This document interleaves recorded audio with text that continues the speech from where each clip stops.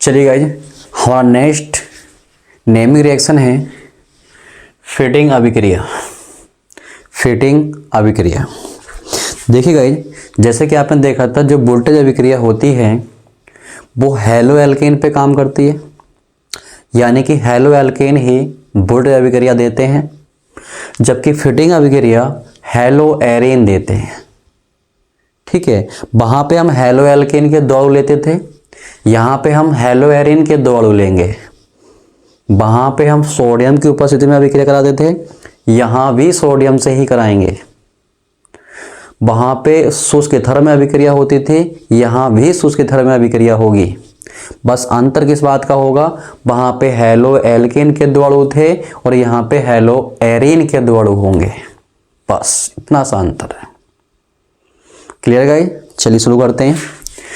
देखिए, हमने इसकी थ्योरी लिख के रखी है, पहले से ही लिखा है शुष्क ईथर की उपस्थिति में मोनो हैलो एरेन के 2 अणु सोडियम धातु से क्रिया करके डाइफेनिल बनाते हैं और इस अभिक्रिया को फिटिंग अभिक्रिया कहते हैं।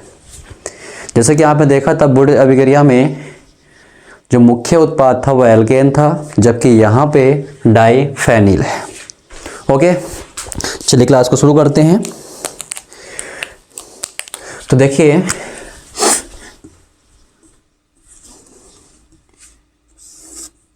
C6H5Cl क्लोरोबेंजीन ले लिया हमने। जैसा कि आप जानते हैं हमारा हैलो एरेन है।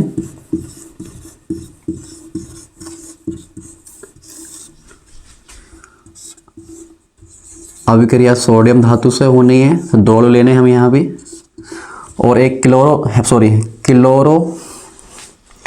1 मिनट गाइज, क्लोरो बेंजीन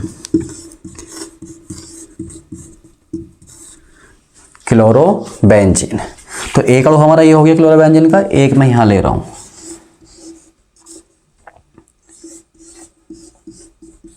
बस अभिक्रिया होनी है शुष्क ईथर की उपस्थिति में,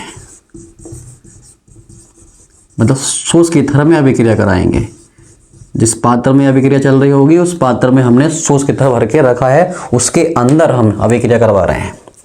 तो क्लोरोबेंजीन का हमारा एक अणु ये है और एक अणु हमारा ये है, यानी कि हैलो एरेन के हमने 2 अणु लिए हैं और सोडियम धातु से अभिक्रिया करा रहे हैं। शुष्क ईथर में ये अभिक्रिया हो रही है। ठीक है, सेम वोल्टेज की तरह है। यहां से NaCl निकालिए, 2 NaCl बाहर जाएंगे। ओके, और आपके ये वाले दोनों समूह आपस में जुड़ जाएंगे। तो C6H5 सिंगल बॉन्ड C6H5, तो ये फेनिल, तो इसको बोलेंगे हम लोग डाइफेनिल। ओके, और ये कन्वर्जन की इंपॉर्टेंट रिएक्शन होती है। वहां पे आता है क्लोरोबेंजीन से डाइफेनिल कैसे प्राप्त करोगे, या फिर ब्रोमोबेंजीन से डाइफेनिल कैसे प्राप्त करोगे। कन्वर्जन में इस प्रकार का क्वेश्चन हमारा आता है जो कि इंपॉर्टेंट है।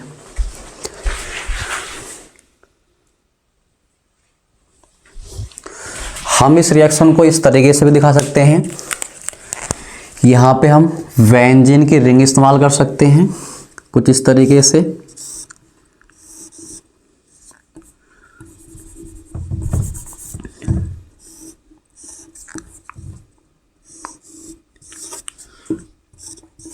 क्लोरोबेंजीन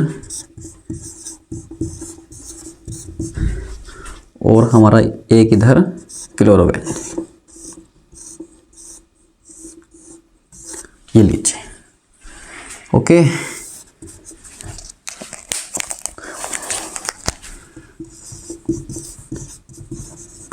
शुष्क ईथर में यह अभिक्रिया होनी है। अब यहां पे क्या होगा गाइस, 2 NaCl बाहर कीजिए और इन दोनों को आपस में जोड़ दीजिए। ठीक है, ये और ये आपस में जुड़ जाएंगे।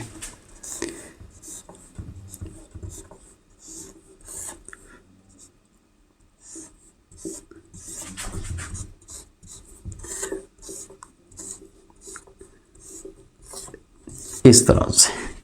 तो ये बना हमारा डाई फेनिल।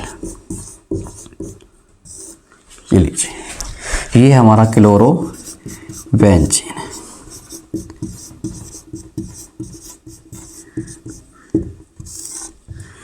ओके, तो ये था हमारा फिटिंग अभिक्रिया। जैसे कि आपने देखा, आप जब भी फिटिंग अभिक्रिया को याद करें तो हमेशा वोल्टेज के साथ याद करें। वोल्टेज और फिटिंग एक साथ याद होना चाहिए और दोनों में अंतर बना के आपको याद करना है, तभी आसानी से आपको ये याद रह जाएंगे। ओके गाइस, चलिए क्लास को यहीं फिनिश करते हैं। ओके।